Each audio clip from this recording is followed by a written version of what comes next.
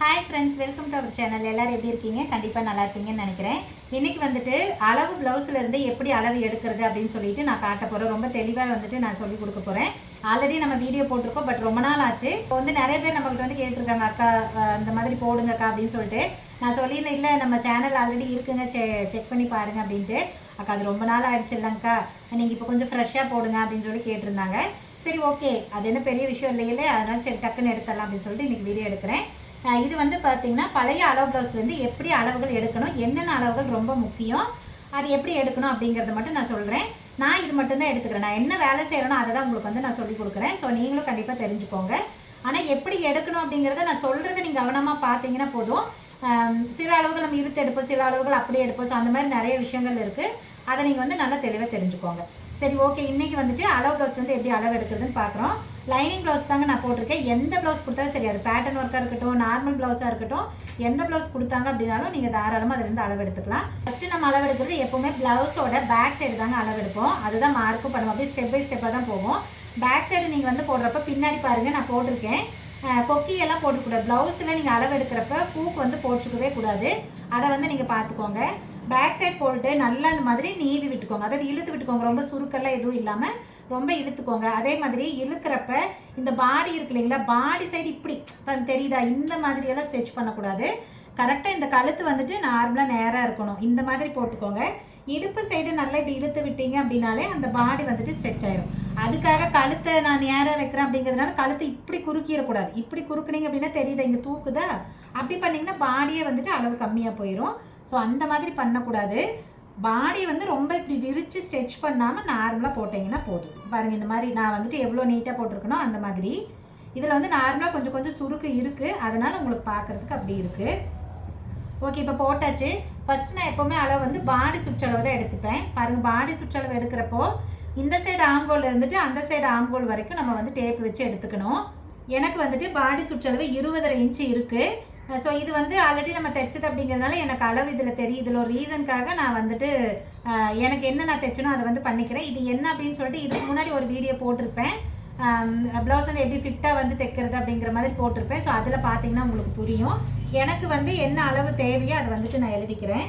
ஒன்றும் இல்லைங்க, அவங்க வந்து இதை போட்டுட்டாங்க, பட் இன்னும் துவைக்கல, அதனால கொஞ்சம் ஸ்ட்ரெச் ஆகிடுச்சு. அதனால் அளவு வந்து நான் குறைச்சிக்கிட்டேன், அவ்வளோதான். அதோட தெளிவான வீடியோ இதுக்கு முன்னாடி போட்டிருக்கேன், அதில் பார்த்துக்கோங்க. ஓகே, பாடி சுற்றளவு எடுத்துட்டேன்.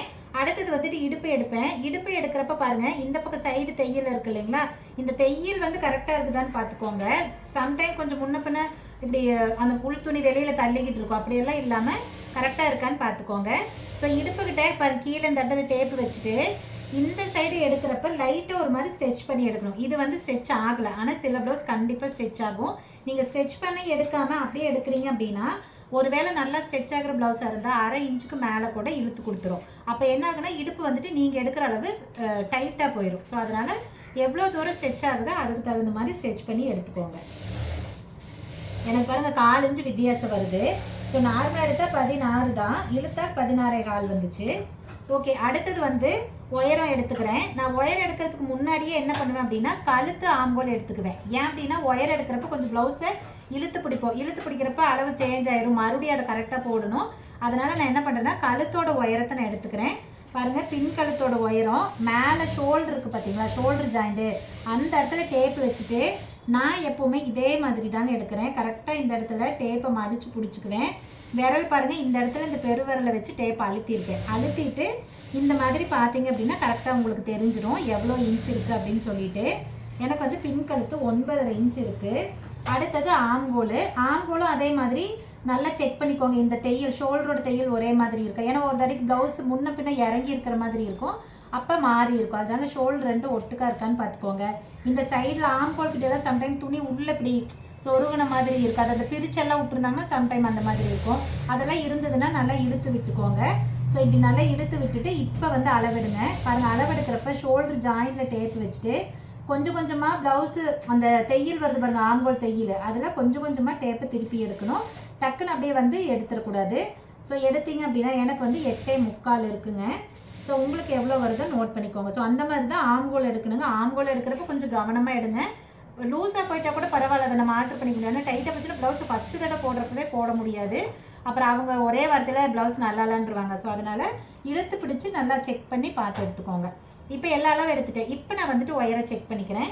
பாருங்கள், ஒயரை செக் பண்ணுறப்ப ஷோல்டர் தையலில் கரெக்டாக டேப் வச்சுட்டு கீழே பாருங்கள், நான் இந்த டேப்பை இப்போ பிடிக்கல, ப்ளவுஸை தான் பிடிக்கிறேன். நல்லா செக் பண்ணுங்கள். ப்ளவுஸை வந்துட்டு இப்படி நல்லா ஸ்ட்ரெச் பண்ணுங்கள். இது கம்மியாக தான் ஸ்ட்ரெச் ஆகுது, ஏன்னா இன்னும் தண்ணியில் போடாததுனால.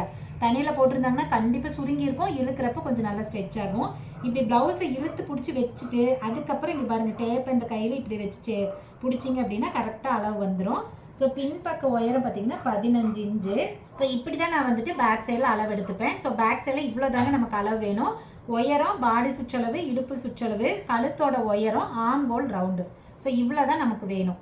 அடுத்தது வந்துட்டு கை எடுக்கிறப்ப பாருங்கள், அப்படியே பேக் சைட்லேயே இருந்துட்டு நான் கை வந்து அப்படியே திருப்பிக்குவேன்.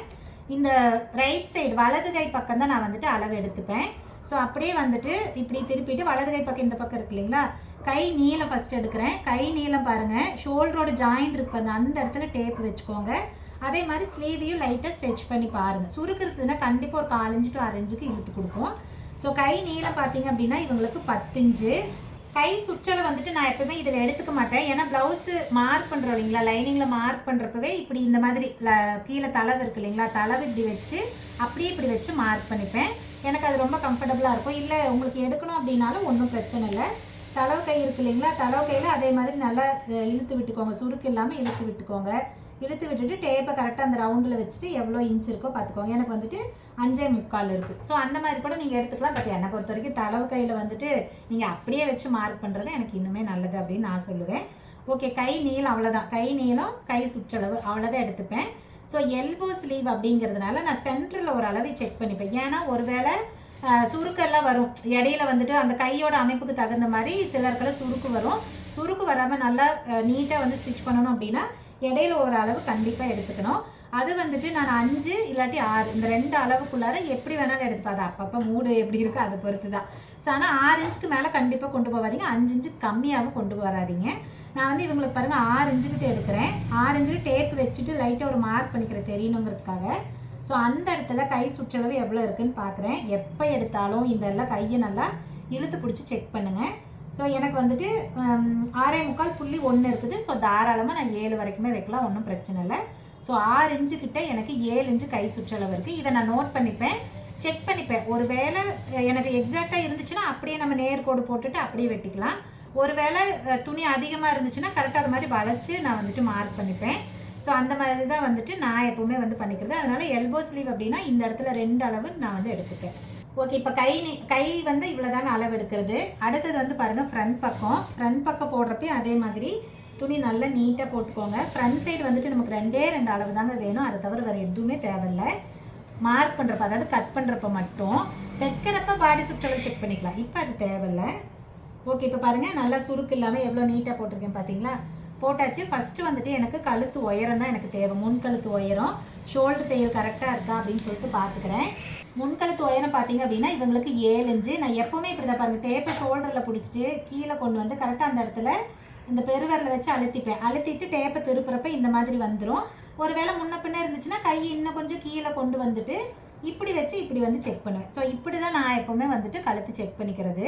அடுத்தது வந்துட்டு முன்பாடியோட உயரம் வேணும். முன்பாடியோட உயரம் அப்படியெல்லாம் டேப்பில் எடுக்காதீங்க, அது கண்டிப்பாக வந்துட்டு அவ்வளோ பர்ஃபெக்டாக வராது.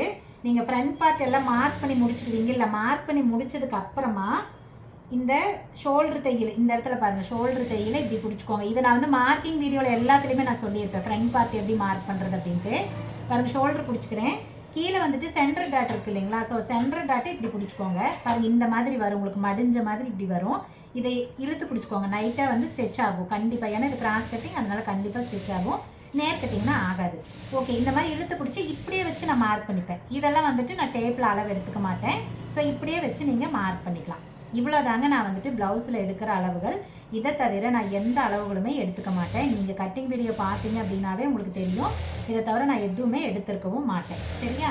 ஓகே, பாடி சுற்றளவு எப்படி பண்ணுவாங்க அப்படின்னா, நீங்கள் ஸ்டிச் பண்ணுவீங்க இல்லைங்களா, ஸ்டிச் பண்ணுறப்போ பாருங்கள், இது வந்து கொக்கி கொக்கி பக்கத்தை இந்த கொக்கியோட அந்த எண்டு இருக்குது பாருங்கள், இதில் இருந்துட்டு இந்த ஆம்கோல் ரவுண்ட் இருக்குது பார்த்தீங்களா, இது வரைக்கும் இப்படி எடுத்து வச்சு இப்படி செக் பண்ணிப்பாங்க. நீங்கள் தைக்கிறப்ப ஃப்ரண்ட்டெல்லாம் ரெடி பண்ணுவீங்களா, சைடு ஜாயின் பண்ணுவீங்க இல்லையா, அதுக்கு முன்னாடி தான் இந்த மாதிரி பண்ணிப்பாங்க. ஓகே, இதை பண்ணுறப்போ ரொம்ப இப்படி இழுக்கக்கூடாது. இப்படி ஸ்ட்ரெச் பண்ணிங்கன்னா ஒரு 4 இன்ச்சு டு 6 இன்ச்சு எச்சாகும். அப்படி பண்ணக்கூடாது. நார்மலாக இருக்கிற அளவு எடுத்து இப்படியே வச்சு செக் பண்ணிக்கணும். அதே மாதிரி வி பக்கம் பண்ணுறப்போ இந்த வி பீஸ் இருக்கு இல்லைங்களா, இதை விட்டுறணும். இதை விட்டு இதோட எண்டு இருக்குது பாருங்கள், இந்த பக்கம் தான் நீங்கள் அளவு எடுக்கணும். ஏன்னா வி பீஸ் அப்படிங்கிறது உள்ளே போகிற பீஸ், அதனால் அதை கணக்கு வைக்கக்கூடாது. பாருங்கள், இந்த இடத்துல இதுவும் அதே மாதிரி இந்த ஆம்கோல் கிட்ட எடுத்துகிட்டு இப்படியே வச்சு செக் பண்ணிங்க அப்படின்னா எவ்வளோ அகலம் இருக்கோ அதுதான். இது தைக்கிறப்ப மட்டும்தான் அண்ணா எடுத்துப்பாங்க. கட்டிங் அப்போ நமக்கு தேவையும் இல்லை. நாங்கள் கட்டிங்கெல்லாம் எதுவுமே பண்ண மாட்டோம். ஸோ இப்படி தான் நான் ப்ளவுஸ்லேருந்து அளவு எடுக்கிறேங்க. இது எல்லா ப்ளவுஸுக்கும் இப்படி தான். லைனிங்காக இருக்கட்டும், காட்டனாக இருக்கட்டும், எதுவாக இருந்தாலும் இப்படி தான். பேட்டர்ன் ஒர்க் ப்ளவுஸே கொடுத்தாங்க அப்படின்னாலும், ஆரி ஒர்க் ப்ளவுஸ் கொடுத்தாங்க அளவுக்கு அப்படின்னாலும், எனக்கு அளவு ப்ளவுஸு எது இருந்தாலும் எனக்கு பிரச்சனை கிடையாது. ஸோ இப்படி தான் நான் மெஷர்மெண்ட் எடுத்துக்கிறது. நாங்கள் பட்டிக்கெல்லாம் இப்படி ஒயரை எதுவுமே பண்ண மாட்டோம். ஸோ அது எல்லாமே நம்மளோட வீடியோ நீங்கள் ரெகுலராக பாருங்கள், கண்டிப்பாக உங்களுக்கு அது புரியும். ப்ரீவியஸ் வீடியோவில் இன்னும் பார்த்தீங்க அப்படின்னா இன்னும் நிறைய இந்த பட்டியோட இதெல்லாம் எப்படி மார்க் பண்ணுறதுன்னு நான் சொல்லியிருப்பேன். சரி, ஓகேங்க. கண்டிப்பாக பழைய அளவு ப்ளவுஸ்லேருந்து எப்படி அளவுகள் எடுத்துக்கணும், அது என்னென்ன அளவுகள் ரொம்ப முக்கியம் அப்படிங்கிறத நான் ரொம்ப டீட்டெயிலாக சொல்லியிருக்கேன் அப்படின்னு நான் நினைக்கிறேன். கண்டிப்பாக உங்களுக்கு புரிஞ்சிருக்கணும்னு நினைக்கிறேன். புரிஞ்சிருந்துச்சுன்னா வீடியோ லைக் பண்ணுங்கள். இதே மாதிரி இன்னும் நிறைய டெய்லரிங் சம்மந்தப்பட்ட வீடியோஸ் உங்களுக்கு வேணும் அப்படின்னா நம்ம சேனலை சப்ஸ்கிரைப் பண்ணிக்கோங்க. பக்கத்தில் பாருங்கள் ஒரு பெல் ஐக்கன் இருக்கும், அதையும் தட்டி விட்டுருங்க. ஸோ அப்போ தான் நம்ம எப்பெல்லாம் வீடியோ போடுறோமோ உடனே உங்களுக்கு நோட்டிஃபிகேஷன் வந்துடும். சரி, ஓகேங்க. இந்த வீடியோக்கு அவ்வளோதான். நம்ம இன்னொரு வீடியோவில் பார்க்கலாங்களா? பாய்.